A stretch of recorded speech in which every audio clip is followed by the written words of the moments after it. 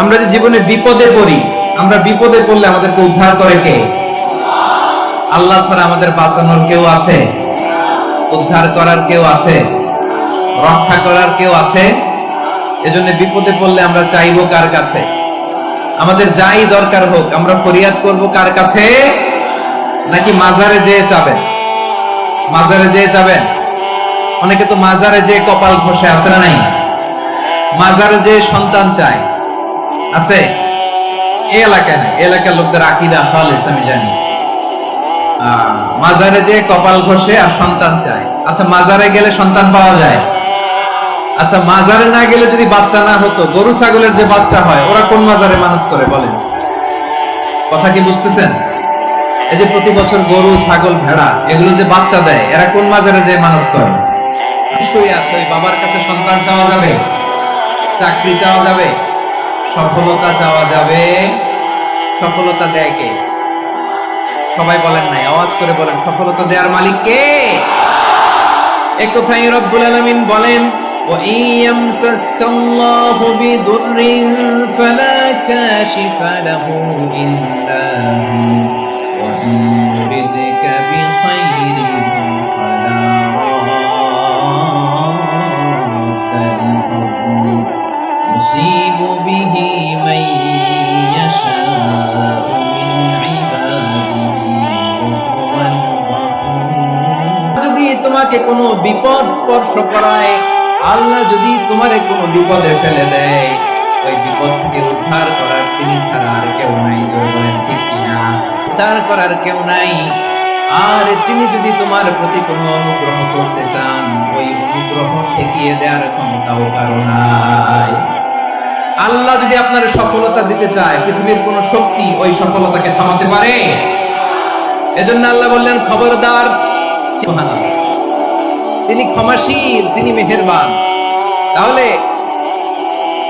এই আয়াত থেকে আমরা বুঝতে পারলাম, আমরা যদি বিপদে পড়ি আমাদেরকে কেউ বাঁচাতে পারে না। আমার বাবা আমারে বাঁচাতে পারে? হ্যাঁ, আমার মা আমাকে বাঁচাতে পারে? আমার বন্ধু আমারে বাঁচাতে পারে? আমার দলের কর্মী আমাকে বাঁচাতে পারে? আমার পীর সাহেব আমারে বাঁচাতে পারে? বাঁচাতে পারে এক মহান সত্তা, উদ্ধার করতে পারে এক মহান সত্তা। চিৎকার করে বলুন, তিনি কে? আবার আল্লাহ বললেন, আম্মাই ইউজিবুল মুত্তাররা ইযা দাআহু ওয়া ইয়াকশিফুস সুআ ওয়া ইয়াজআলুকুম খুলাফা'আল আরদ আইলাহুম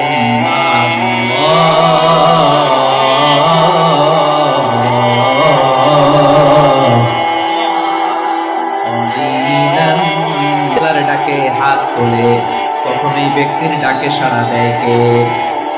সবাই বলুন। বিপন্ন অবস্থায় আপনি যখন কেঁদে কেঁদে হাত তুলে আপনার দুঃখের কথা জানান, আপনি যখন ডাকেন তারে, তখন আপনার ডাকে সাড়া দেয় কে? আল্লাহ বলে, আমি সাড়া দেই। তোমাদের বিপদকে মুক্ত করে দেয় কে? ওই আল্লাহর সাথে কোন উপাস্য আছে নাকি? কিন্তু খুব অল্প সংখ্যক লোকই তোমরা উপদেশ গ্রহণ করো, কথা টাকা। তাহলে বিপন্ন মানবতা যখন কাঁদে, মানুষ যখন বিপদে পড়ে নিরুপায় হয়ে ফরিয়াদ করে, তার ডাক শোনার কেউ নাই একজন ছাড়া। চিল্লায় বলেন তো, তিনি কে? এজন্য আমরা ফরিয়াদের হাত কার দিকে তুলব? ফরিয়াদের দুটো হাত আমরা কার দিকে তুলব?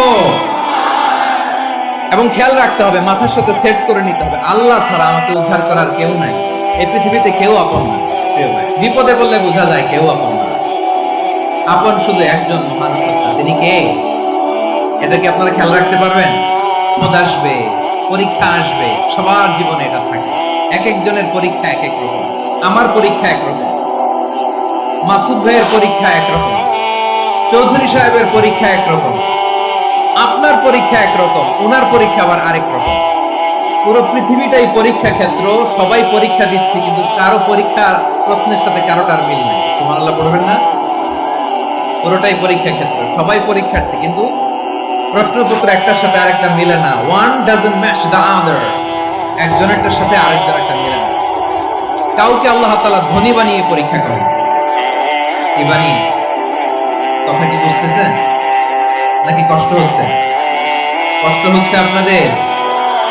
কাউকে আল্লাহ ধনী বানিয়ে পরীক্ষা করে। আবার কাউকে আল্লাহ তাআলা গরিব বানিয়ে পরীক্ষা করেন, কাউকে আল্লাহ অসুস্থ বানিয়ে পরীক্ষা করেন। কেউ দেখবেন যে দুরারোগ্য ব্যাধিতে আক্রান্ত, ডাক্তার বলেছে আর সময় নাই, দুরারোগ্য ব্যাধি ক্যান্সার, যার নেই কোনো অ্যান্সার, তার জন্য পরীক্ষা হচ্ছে এই রোগ। আরেক লোক দেখবেন তার আবার রোগ বালাই নাই, মাশাআল্লাহ, তাকে আল্লাহ তাআলা